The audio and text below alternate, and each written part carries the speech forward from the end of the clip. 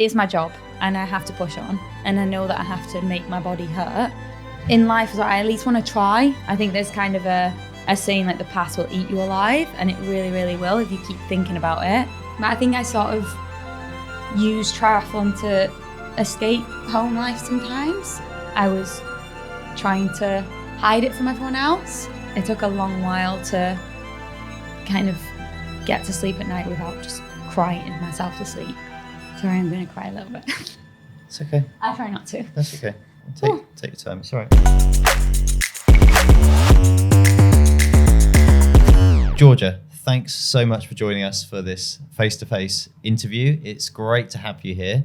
As we sit and talk, you are unfortunately injured, and so you're missing the Super League Championship Series. But I guess from your point of view, you've had tremendous success at coming back from some really significant injuries in the past. And I guess that must give you some confidence that you'll do so again. Yes, I think so. I mean, people keep saying to me, it's the year to get injured, if any, which I wish was true, because then you're like, oh, does that mean next year I'll get a free ticket, no injury? But yeah, I think, like you said, I've come back from injuries before, and usually you get injured, you learn from it. It doesn't happen again. You don't make the same mistake twice, and hopefully it's the same this time. And it's really hard to sit out when you've got an injury, because you think, oh, well, feels okay. Like I could just try a run now and maybe I could get back in a race in a few weeks. But I think I'm quite lucky that I've got such a big support team around me, because they make sure that everything's they're very cautious. Maybe a bit too cautious, but like you said, it's worked in the past and I've always managed to come back from injuries. So I just have to trust that we're doing this process right. And yeah, this time is one I've not had before. So usually I get a lot of bone injuries, which is rubbish, but also you kind of know the process of a bone injury. Like it was 6 weeks offloading, and then you can start to return to run, and it can be a bit more simple. Whereas this one is my first ever tendon injury, and tendon can be a little bit tricky. So yeah, you don't know if it's healed or not, because it can feel good, and then you try and go again, and then it can open up again. So yeah, this one's a little bit more tricky, so I do have to definitely be careful with this one. But I trust the team around me, and we've got a good plan in place, and I'll get a 6-week scan and we'll see how it's healing from there. And then after that, I can hopefully start running and building back up again. But the main aim now, as much as I would like to do races at the back end of this year, just because I feel like I just want to race, I just need to get strong and healthy again, and then hopefully I can carry that through the winter and get a good consistent block in over the winter. And then obviously important year is next year, and yeah, qualify for Paris, and then hopefully I'll be back in the Super League racing again. Well, I mean, you're already Britain's most successful female Olympian in triathlon, which is just an incredible feat already. But when you talk about injury and like previous injuries, your kind of career almost got curtailed really in its infancy, didn't it, by very serious injury. Could you just talk us through a little bit about what happened and kind of how you managed to get through that? Yeah, so that was big injury that I had in 2014. So it was around about May time. So I would have been in my second year of university. And I think probably where I went wrong is I was trying to pretty much be a full-time athlete, full-time university student, and also trying to be a teenager and have a life outside of that. And that was kind of hard to balance. And you can balance it for a while, and then it all comes crashing down because your body just can't do it. And I think also I'd just come out of junior racing, and I was stepping up to senior, because you do go to under 23 racing, but that's only for Europeans and worlds. So you basically leave juniors and you go straight into being a senior. And I was in Leeds, and I was around like Vicky Holland and on Stanford, Al, John, all of these incredible athletes. And you think, well, I'm a senior now, like I need to do the senior training. And you forget the age gap and the experience that they've already got, and the fact that they've built that training up over the years. So I sort of just jumped straight onto their training, thinking it was fine. And it was fine for 9-10 months. And then I think I just didn't get my food right as well. Like I lost a lot of weight. So I was like down to like 49 kilos, which for me now I'm like 57. So it's a lot of weight to lose. So I just didn't get the balance right. And it was just, I kind of knew at the time that I was not very healthy, but I was trying to change it. But it takes a while to come back once you've sort of lost that much weight. So eventually like the inevitable happened and I got a stress fracture. And that was May 2014. And it was about 2 or 3 weeks before I was due to do my first World Series race, which was in London at the time in Hyde Park. So I was super excited for that. And I got a stress fracture in my navicular, which is kind of a big bone in your foot around your ankle. And it's not got a very good blood supply. So it's quite common in endurance females, but also in male athletes as well. But because of the low blood supply, the chances of it healing is a lot less. So I offloaded for 6 weeks and just went in a boot, and I could still swim at that point. But I was still kind of adamant. I think when you first get injured, you don't realize what the future's going to look like.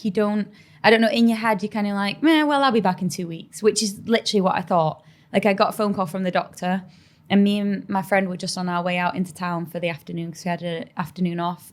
And the doctor called me and he's like, you've got a stress fracture in your navicular. Well, he left me a text message because I missed his phone call. And I read it and I was like, oh, well, that's okay. Well, that's annoying. And then I was like, wow, I've got a stress fracture, Heather. And I was like, she was kind of more shocked than I was. And I was like, well, we're still going to town, it'll be fine.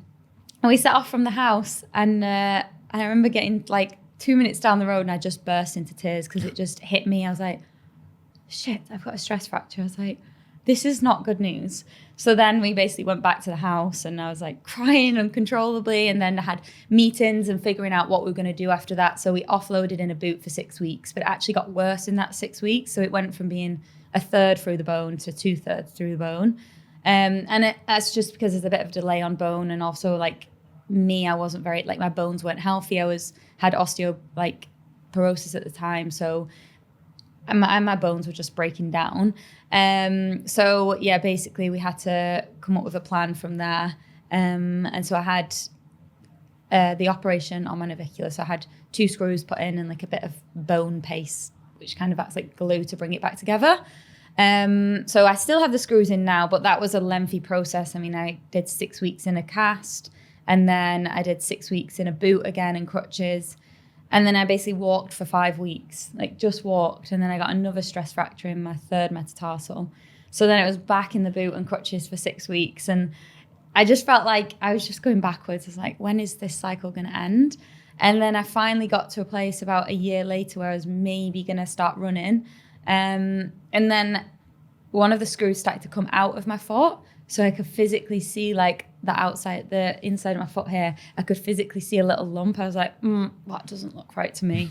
So I sent a picture to the doctor and he's like, we're going to get that scanned this afternoon. So got that scanned and yeah, they said that one of the screws was coming out. So then I had to go back in for another operation, have a smaller screw put in and the big one taken out. And then that one was a bit more simple. So all in all, I had 16 months off of running. So it's a long, long time. But like now, I think it was a blessing in disguise because I could finish my degree and I had other things to focus on. And I think such a big injury, you realize what's important in life. And I think before then I got so nervous for races because it mattered so much to me. And I thought it was the end of the world if I didn't race well. But after that injury, I kind of realized, there's so much more to life. Like I love triathlon and I'm going to give it my everything, but there is also more out there in the big world. So yeah, I think for me, it was probably a good thing. And I learned so much about my body and what I can and can't handle and where I can push on and where I maybe need to back off. But yeah, it was a rough period, but then I came back after that. And it took a few years to come back because we were still very cautious. So I came back for my first race, I think, May 2016. And then I kind of did like 3 races that year and then I think 3 or 4 the following year. And then I started to get into World Series races in 2018. And yeah, I started to do quite well. And I think it's just because I was really patient, and as hard as that was at the time, it was obviously the right thing to do. Yeah, I mean, it's interesting when you said there that you kind of knew deep down that like the way where you were going at that moment wasn't healthy. You were not in a good place. But I guess you're probably in that environment and that level of training, you're probably seeing huge progress gains in some of your performance levels as well at that moment. And you're kind of you're fresh, you're keen. It must be really hard. It's like, it'd be almost impossible in some ways to step back and go, no, I need to stop. Sometimes perhaps you need something that actually just stops you. Yeah, exactly. And like, you don't want to get injured, but you do learn a lot from it. And it does make you realize that, oh, actually, that was clearly the limit for my body. Like, I can't push past that.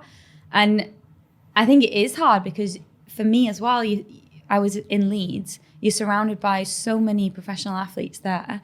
And it's like you feel like you're missing out on the training and being there. So even if you're tired, you're like, well, I'll just push on. Like, I'll just do this session. I'll go home. I'll have a nap. But that might be the session that is the straw, and it breaks. And I think, yeah, you do have to.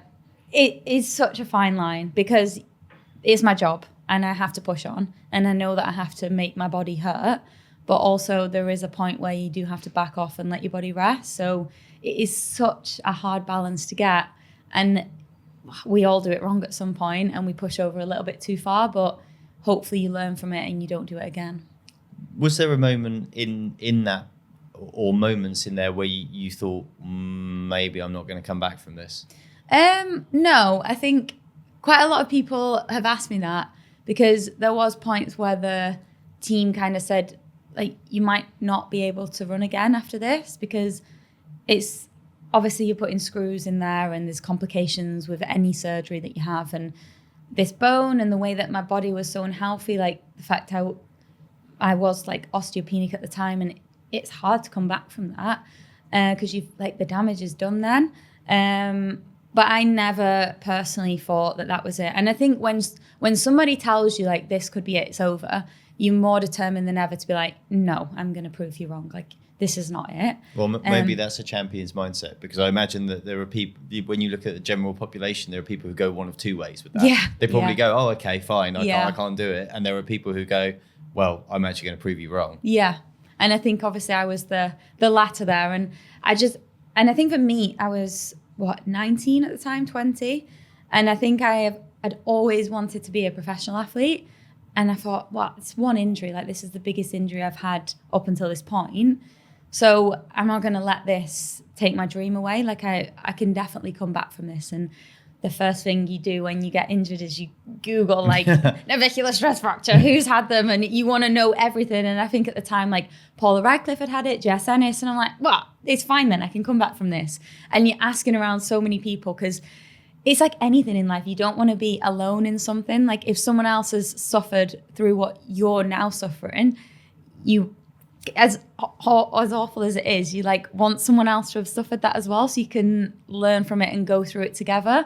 So yeah, I was like Googling all these things, and you're like, what's like the comeback period for all of this? And you get all these ideas in your head. And yeah, Google can be good sometimes, but also it's quite, I think they say you're like 7 clicks away from death on Google, which is so true. So yeah, I was Googling all of that, and I was like, man, they've done it. It'd be fine. Like, I trust the team around me, but I think they obviously wanted me to be able to come back, but at the same time, they had to prepare me for the fact that might be it. I'm done. But I also think, like, in life, I at least want to try. And because if I've got an idea in my mind, I at least want to try. And if I fail, that's fine. But I can be happy knowing that I've at least tried, and then we put that away in a box and it's done. Like, I gave it a go. It didn't work out. I can move on now. So I didn't want to just be like, oh, okay, that might be it. Well, never mind then. It was good while it lasted. I'll just do my degree and I'll go and get a normal job. But I at least wanted to try and come back. And if it didn't work out, it didn't work out. But at least I tried. Do you feel like it's helped you enjoy your success more? Yes, definitely. Because I think I kind of forget how far I've come. But sometimes, like, people will remind me the fact that I had 2 years out of racing, and I didn't run for 16 months, which is a long, long time. And at the time, you don't think about it. And even now, like I haven't run in 6 weeks.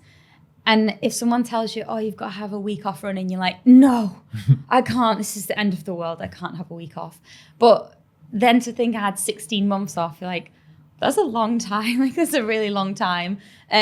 So I think it gives me hope. Like, I've had such a long period off in the past. I know that I can come back from it. And yeah, even before like the Olympics for Tokyo, I had 6 weeks off running there, and I only had pretty much like 4 to 5 weeks to get ready to race in Olympic Games, which isn't much, but when you've been handed that task, you're so much more determined, because you're like, there's a deadline, like I have to get there, and I will get there as fit as I can.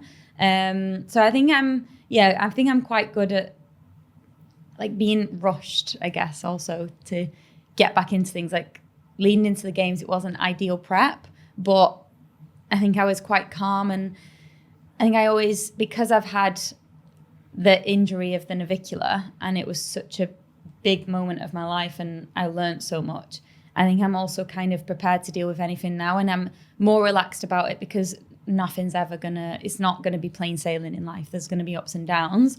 But if something happens, yes, I can be sad about it, and I can have 24 hours of crying and not talking to anyone and be miserable. And then you snap out of it, and I'm like, okay, get the job done now, Georgia. Like, what's the point in crying anymore? Like, what's happened has happened. Now you move on, because I think there's kind of a saying like the past will eat you alive, and it really, really will if you keep thinking about it. Then you just have to move on. You're like, what's done is done, and then we move on, and you learn from that, and you get stronger. I mean, that whole Tokyo, I mean, how long did it take you to kind of process what happened, kind of in the build-up, as you were talking about there, to the games, and then this just incredible success that you enjoyed, and obviously the British team also enjoyed in the mixed relay?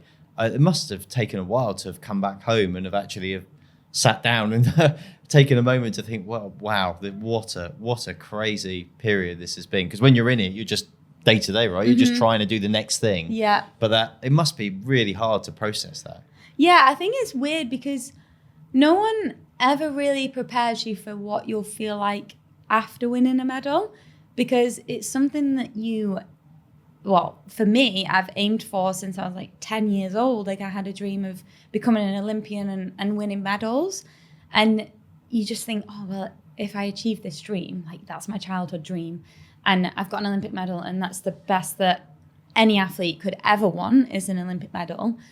And to have 2 of them, and you're like, well, that's it then, my life's made, like I'm happy. But to describe it to like a normal human, it's like the lead up to a holiday, and you go on that holiday and you have an incredible holiday, and then you come back from the holiday and you're like, oh, well, what now? Like, I have nothing to look forward to. So that's kind of what it felt like after the games, like the big lead up. And also for me, it was such a emotional lead up, because getting injured 11 weeks out, not ideal. And just the emotions around that, and the stress of that, and also like the fact that just before we flew out, I had to do kind of a test run to see if I was fit enough to still be in the team, because I hadn't proved myself, I hadn't raced all year. So I had to prove that I was still fit enough to race. And so the stress of all of that, and it's not what you want leading into your first Olympic Games where you're hoping to medal. But I also think it was kind of good in a way, because I didn't put as much pressure on myself then. Like, if I had the perfect lead up, then I would stand on that start line and be like, I should win today, because everything's been perfect up until this point, and I should win because I've put in so much work. Whereas I stood on the start line, I was like, I will be happy if I have a good swim today. Like, if I can make front pack, I'm happy with that. And I had to just think about it like that. It's like, Georgia, all you have to think about is the first lap of that swim. Even break it down even more, to the first buoy. If I can be in the top 10 to that first buoy, I'm happy. Like, that's, for me, I was happy with that. And it was my first Olympic Games, like taking it all in, enjoying it. So I think it kind of took the pressure off me. I didn't expect a medal at all. So to then cross the finish line in silver, and when I was gaining on Katie, I was in third at one point for a while. And I was like, a medal, like, I'm happy with this. I'm very, very happy with third. I'm going to stick here. And then I was kind of gaining on Katie. And I'm like, silver might be nice. So you just kind of tick over a little bit more, and then I'm in silver position and I've got a gap, and I just cross the finish line, and it's weird emotions. Like, I think I felt every single emotion at that point.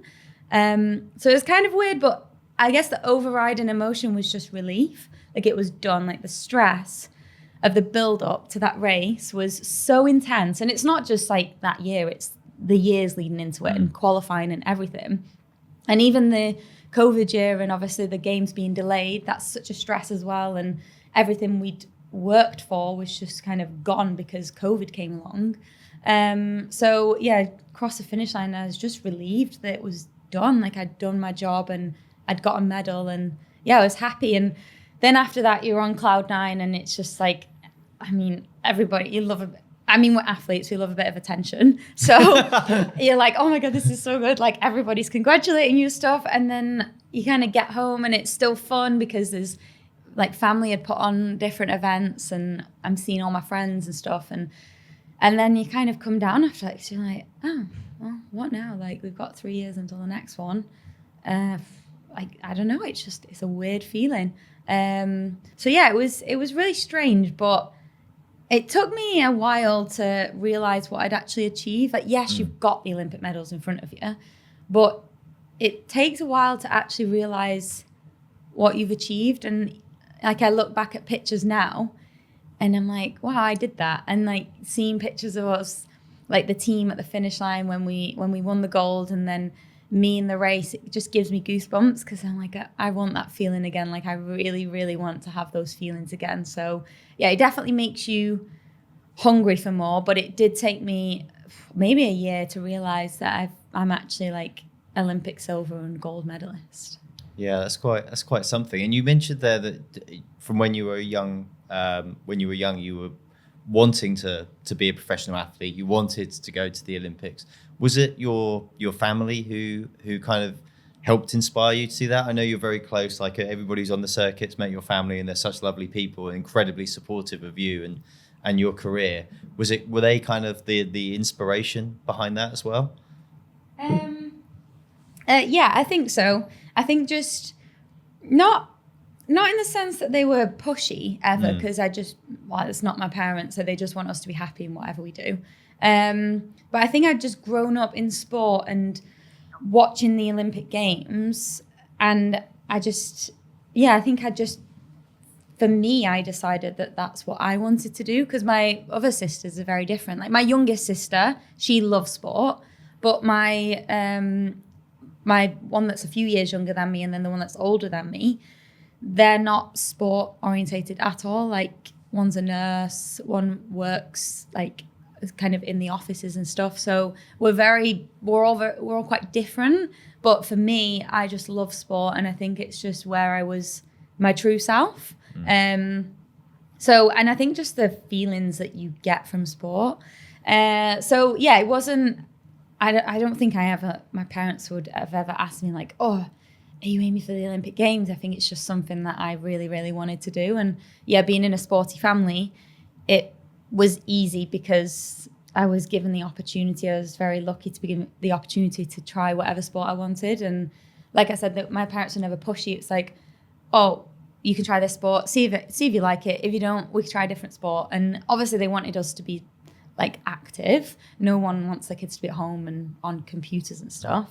We were given the opportunity to try different sports and then decide which one we liked the most. So I just think I just really got a lot out of watching the Olympic Games or whatever was on TV at the time, World Championships, like athletics, cycling, swimming, anything really. We watched it, and I really, really enjoyed it. And I think hearing athletes' stories around like how they got there and the difficulties that they'd had to get there. Because one memory sticks in my mind was Kelly Holmes at the, I think it was Athens Olympics when she won the 15 and the 8 maybe.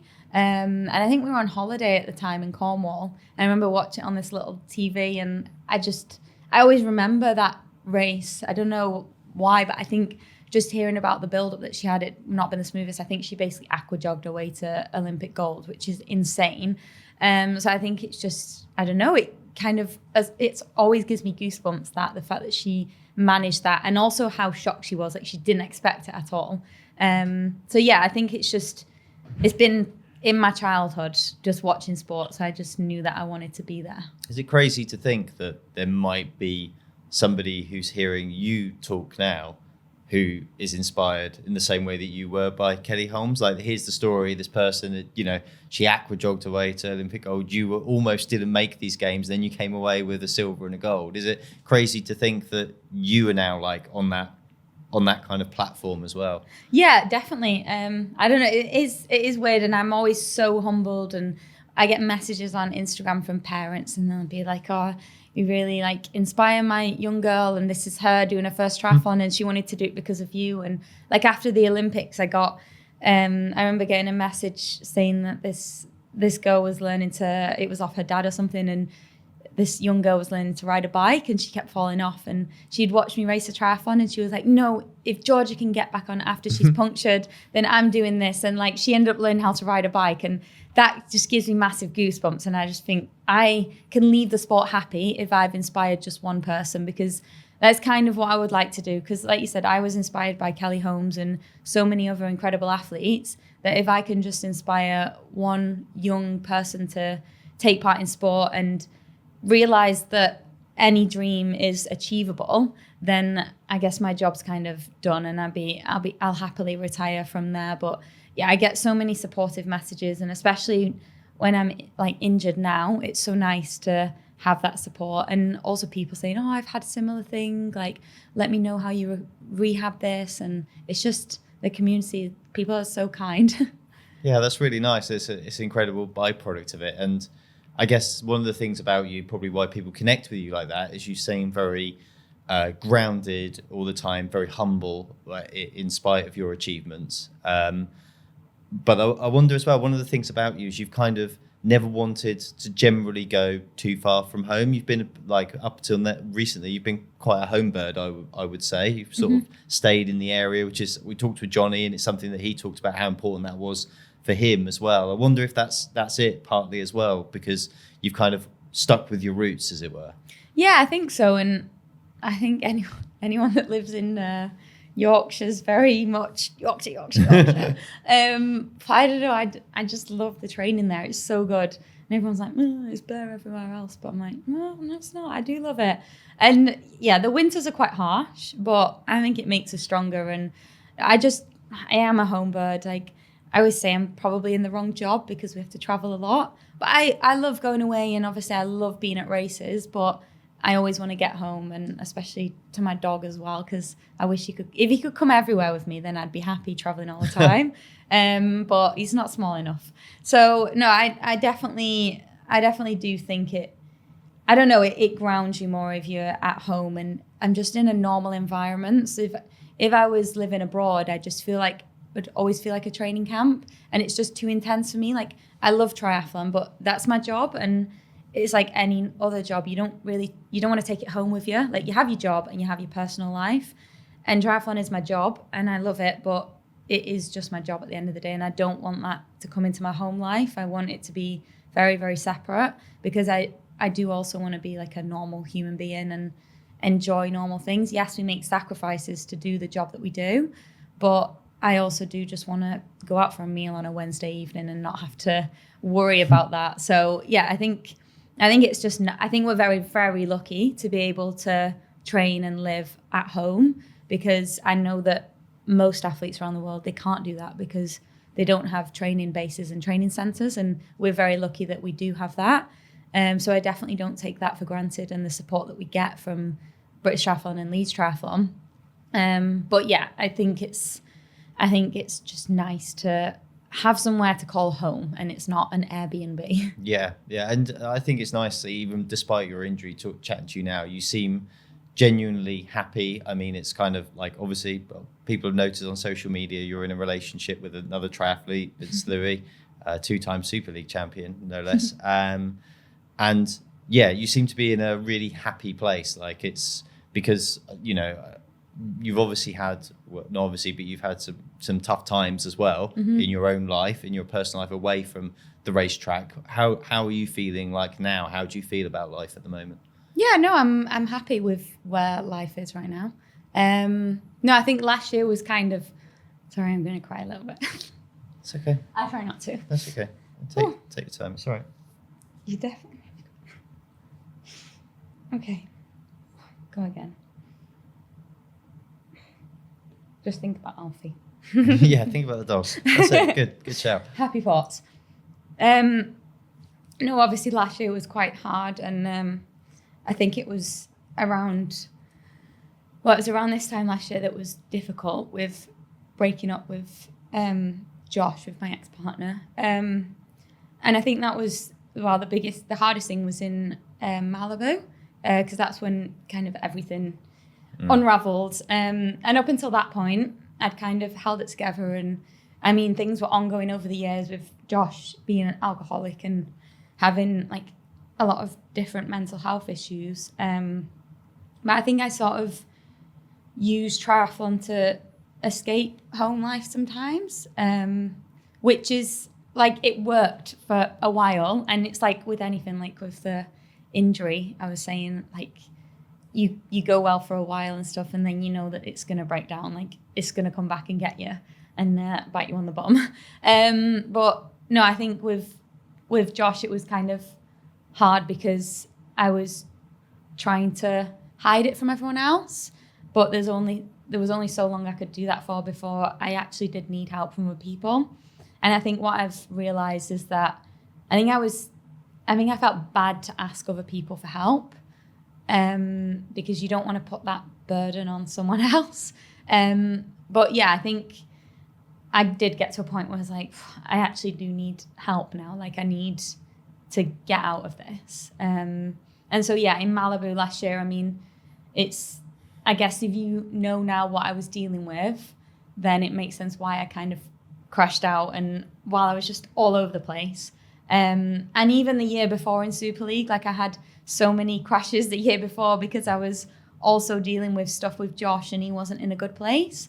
And I try and hide that because I just don't think your personal life should be out there for everyone else to see. But yeah, I think it did kind of get to a point where I was like, I can't balance this anymore. Like I have to try and look after myself. And I think for so many years, I just wanted to protect him and make sure that he was okay. And I think then I realized once I started to talk to people about it, they're like, you have to be happy. And I think now I've realized that all that matters in life is my happiness. And it took me a while to get to that place because I was always trying to make him happy or other people happy and hide it. And I didn't want him to like have a bad name with people, and no one knows like the real truth. So I just would hide it. But now I think like I'm at a place where I finally realized that selfishly, all that matters, it's hard for me to say it, but all that matters is my happiness. And I think that's the most important thing and what I've learned over the years as well. But yeah, it was, I think after Malibu, I was in such a bad headspace. And at that point, I was still trying to go for the world title. But I just got to a point where I was like, I just don't want to race. Like, I hate triathlon. I don't want to be here. I don't want to see anyone. I don't want to talk about anything. I just want to sit in my room at home and I don't want to see anyone. But I can't do that. Like, I've got a job to do. So I just had to plow through. But I knew at some point I was going to come back and get me. And I needed to be able to actually just switch off. And so that's why after I kind of got to the grand final in Abu Dhabi, and before the race, I was obviously like pumped up and like, oh my, I want to be world champion. And then like morning of the race, I'm like, I just don't want to be here. Like, I don't want to do this. I don't care anymore what happens. Like, I'm just happy that I've turned up today, because I could very, very easily have just gone, no, I'm not doing the rest of the season. So I was just kind of proud of myself. Like, obviously I was upset that I lost the world title, but I was proud of myself that I actually just got to the start line and I actually finished the race as well. And I think after that, then I knew that I needed time away and just time on my own. I think everyone, when you go through something like that in a breakup, everyone's like, oh, you need like people around you all the time and distractions and stuff. But I realized you actually don't. You just need to be on your own and you need to just cry and cry and cry. And it took a long while to kind of get to sleep at night without just crying myself to sleep. But then, I think I started to chat to Vince, and he was just like, he just really helped me through that period. And I know he was obviously going through a similar thing. He was going through a breakup as well. And I think it just, I don't know, we just were chatting, and it was just a nice distraction, and we just really got on well with each other. We never stopped running out of things to talk about. And it just made me really happy, and I think just made me feel good about myself and lifted me up, which is what I really, really needed. But it took a while, up until, I don't know, like 6 weeks ago, where I actually felt like I enjoyed triathlon again, because I just didn't enjoy the sport. Like, I didn't want to be at any of the races this year, and it was really hard to get to the start line. But then I got myself into like a place where in my personal life I was really, really happy, and also in sporting life I was like, okay, I'm ready to do this again, let's go. And then I got injured, and you're like, oh, like, what more can I do? Like, I just feel like I've had so much bad luck. But yeah, then I don't know, getting the injury, part of me was sort of just like, maybe this is my body saying, just, that's it. Like, this year is not happening. I mean, I've not really had very good results anyway. So I think it's just like, this is it. It's not happening. And everyone said to me when this injury happened, like, all the staff at British Triathlon have been amazing. And they just said, we don't care how you race this year. Like, all that matters now is just your happiness. And that's so nice to hear from your federation, the fact that they don't care if you're winning medals or gaining Olympic qualification. All they care about is just happiness. And I think that's, having that support means so much, because I know now that I'm happy in my personal life, and at one point hopefully everything can come together, personal, sport, and I'll be ready to go again. But yeah, it's nice to have like fire back in my belly and be at races and want to be on the start line. And now I feel like being at Super League races, I'm really missing it, and I want to be out there and race, and it's nice to have like me back again. Yeah, that's quite incredible what you've just shared with us, Georgia. And I think when we talk about inspiration in sport, I think people will honestly find the way that you've just spoken more inspirational to more people than winning medals and just sport. That's about dealing with life and dealing with difficult situations and being compassionate through it. I wonder if you feel like that a little bit as well, in a strange kind of way, because there's a lot of people who are dealing with difficult domestic situations a lot of the time, who are trying to be supportive, trying to do what they think is the right thing all the time. Do you see a lot of that around you now, that perhaps the outside world kind of doesn't notice, or is happy to turn a blind eye to? Other people that perhaps are in this situation that you found yourself in, and maybe would be able to listen to somebody who's been through it and is able to talk about it publicly and have a platform to do so, like you are here? Yeah, definitely. I think when you're in that situation, and I don't know what to do, like, if you're living with how would you know what to do? Yeah, like I was... It's not a manual, is it? Like you're young, and you, like, your partner is... I was with Josh for 8 years, and he's an alcoholic, and at first, like, it starts small, and then it gets worse and worse and worse, and then it becomes quite unsafe for me. Like, I was, like, when your life is being threatened, then, like, you can't be in that situation anymore. But when you love that person, you obviously like, no, I can save them. Like, maybe I could be the one to save them. And you do truly think that. But I think at that point, when you're going through that sort of stuff, you want to hear other stories. It's kind of like what I said about the injury with the navicular. You on Google and you're searching for other people that have gone through that same thing, because you're like, well, is there success to this? Like, is there a happy ending? But I think, you do search for other people that have been through the same thing, and you hope that you will get through it. But I think for me, it kind of took for my parents to step in and say, enough is enough. Like, that's it now. Like, when my safety was, that's their main priority. And when my safety was like in danger, then it was time for me to remove myself from that. But yeah, I do think it's important to it's hard at the time to share it because nobody wants to admit that you're struggling. Nobody wants, especially, I think, like, I don't know, in my head, especially an athlete, like, you don't want to admit defeat. And you don't want people to know that you're struggling because you're supposed to be super like out there and racing and everything's going well. And I think social media is really bad for that. Sometimes it's good and it's bad. Exactly the same thing. Yeah, and especially as an athlete, you kind of almost feel like you've got to keep face, right? You've got to be, I'm happy, I'm running, I'm training, everything's great. Yeah, but I think it's important, from what I've learned over the past year or so, it's actually really important for me to share that story now. And just be honest about it, because it's not easy, but there is so much help out there. And especially like if you are going through anything like that, then there are groups for like alcoholics, but there's groups for families as well to go to. So you realize that none of it was my fault. Like it is their fault and they have to save themselves. And I think that's the thing I've realized, like I could do everything, but at the end of the day, that person, they still want to have to live and they want to save themselves. And I can't change that. Like they have to change that.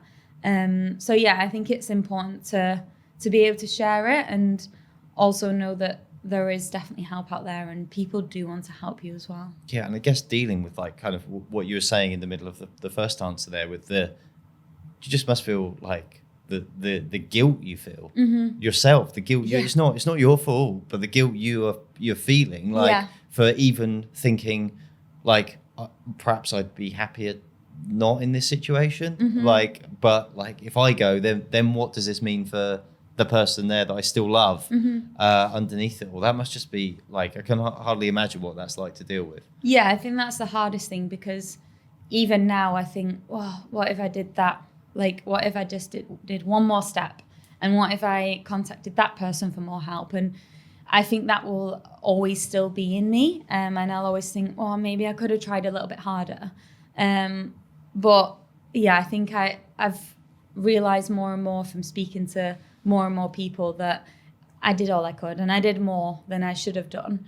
And there wasn't any more that I could have done to help him. Like I had to let him help himself in the end. And I think that's the big thing to realize. But the way that everyone is, you always blame yourself for something, I guess.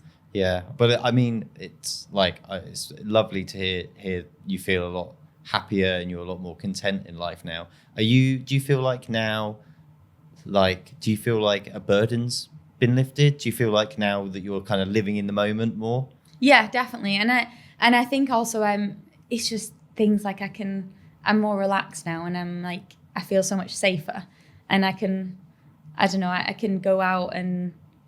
go out for hours and not have to worry about anything that's happening in the house. Like I can go out for a 4-hour ride and I don't have to worry about who I'm coming home to, because that was like a big thing. Like I don't know which Josh I'm going to get on what day.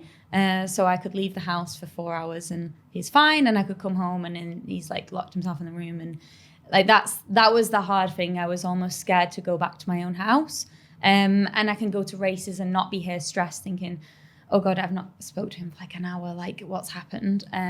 Whereas now, like with Vince, I can go out and he trusts me and we trust each other, and it's just so much more relaxed. And I think I was in a very bad relationship for so long. You think that's normal, but now I've realized it's definitely not normal, and there is a healthy relationship out there.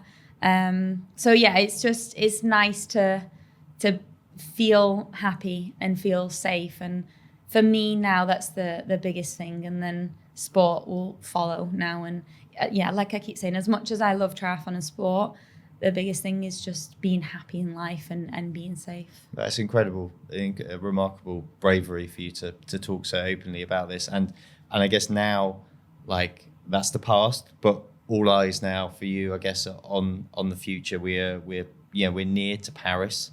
Obviously, accepting the injury that you're currently dealing with. I mean, like, I guess you're just at the moment looking at Paris. Do you even dare to look beyond Paris? Like you look at like how other athletes have decided to go on and on. Like obviously Johnny is the prime example. Do you start to, you've been so successful already. do you start to think about like what you could achieve even beyond? Yeah, I think so. It's hard because if you would ask me this at the beginning of the year, I'm like, no, Paris, done. Because just my headspace, I was like, I just want to get to the games. And that's not a nice mindset to be in, because you shouldn't just want to get to the Olympic Games and then it's done. Like, you should be excited to get that to the kid games. in you that wanted to go to the Olympics, now you're like, oh, just get there. Yeah, exactly. So, but now if you ask me, I'm like, oh yeah, maybe I could go on after Paris. But I think for me, I want to be in a place where, I don't know, I want to feel like I've given everything to triathlon. And once I've got to that point, I'll leave, because I don't want to just keep doing it for the sake of doing it and because I'm scared to enter the real world. I want to leave knowing that I've given triathlon my everything, and there's not a single stone left unturned. Like, I did my very best to get to that start line in Paris, and I did everything I possibly could do to get there. And I have no regrets. And yeah, I'll see how Paris goes, but for sure after Paris, I'll have a good period off and try and just do some relaxing, normal human being things and then go from there. But I've always said I'd quite like to try cycling as well. So I'd love to give like pro cycling a go and see where I go with that. But I know that that's not like a simple process. Like, I can't just step into that as much as I'd like to. I know that I've got to kind of start from the bottom and build up and hopefully get a team. But I would like, I love triathlon, but I don't know how much more I can give to the sport. And I think I'll see where my head is at after Paris and after sort of a little period off, and then go from there. Like, if I think, maybe I could do another cycle, or actually let's try another sport and give that a go and see where it goes. But I'm not done with sport yet, partly just because I love it, and I don't think I'm quite old enough to be finished yet. But yeah, I think I'm also like a little bit scared to get a real job. Yeah, no, don't. Yeah. Don't keep doing sport. Honestly, it's way better than having a real job. Yeah, I guess it'd just be nice, I suppose. The thing is to now you're feeling better, you're feeling happier, life is really positive for you again. Just nice to enjoy the normal things. I know you love going out and eating nice food. Yeah. Things like have a nice glass of wine. Just like what normal people are able to enjoy and do as well. It's just nice to have a nice life. Yeah. Yeah. And I think that's kind of where me and Vince are at now, like both injured with the same thing, which you couldn't write. So I think we're kind of at a point like, it's been a stressful year, like with his injuries, and then me just not being in it and just like not wanting to be at races. And it's just been quite a dramatic year. We're kind of just like, let's just go on holiday and let's just sit on a beach for 10 days and not move and just completely switch off, like no phones, just do nothing. And then hopefully we come back and we're ready to get stuck into like some proper rehab, some proper training, and then ready to go again. But I think it's important to just fully switch off from everything. Well, I think that holiday is very well earned, Georgia. And I guess just to wrap up, we'd say thank you so much for joining us and for being so honest. And I think honestly, the way that you have talked in this interview and been so open, I really think that the legacy you leave through doing things like that will live beyond your sporting achievements. So like, I personally have great admiration for you in talking that way, and I'm sure a lot of other people will as well. So just like to wish you all the very best. Have a great holiday. Thank you very much. And a great rehab, and whatever the future holds, just wish you every happiness. Thank you for having me. Thank you.